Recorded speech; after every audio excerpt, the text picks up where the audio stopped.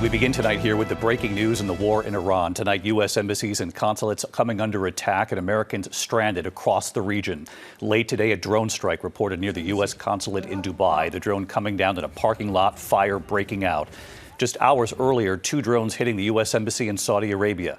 At least 6 embassies in the region now closed tonight. And this evening, 24 hours after the State Department urged all Americans to leave the Middle East, Secretary of State Marco Rubio late today saying they're now preparing military flights, charter flights, even coming up with land routes for Americans to try to get to other countries to try to get out.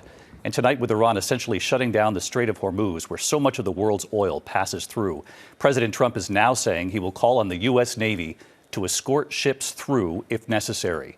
ABC's chief foreign correspondent Ian Pannell leading us off from the region again tonight. Tonight, U.S. embassies and consulates under attack from Iran, with U.S. citizens trapped in the war-torn region. The State Department now scrambling to secure military aircraft and charter planes to get them out, after telling Americans in 14 countries to evacuate. Tonight, video verified by ABC News shows an Iranian drone slamming into the U.S. consulate in Dubai. The explosion and fire in a parking lot next to the consulate. The U.S. embassy in Amman, Jordan, also targeted. And drone strikes shutting down the U.S. embassy in Riyadh, Saudi Arabia.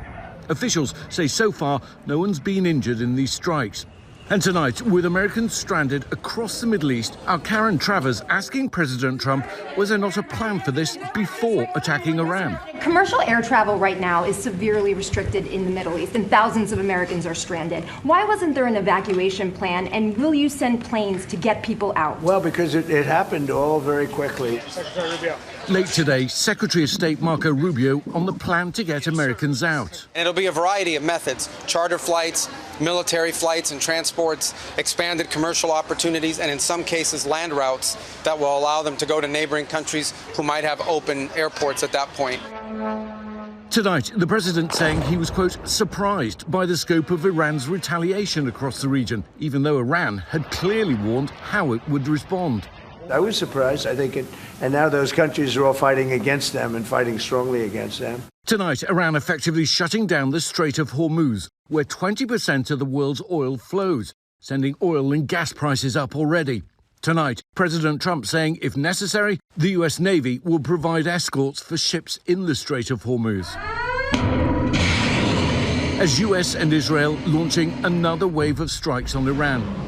More than 700 Iranians killed, according to the Red Crescent. Today, there was a mass burial for the victims of the school attack, which left more than 160 dead. The Pentagon yet to explain what happened. And Israel saying it struck an area in Qom where Iran's Interim Leadership Council was meeting to appoint a new supreme leader.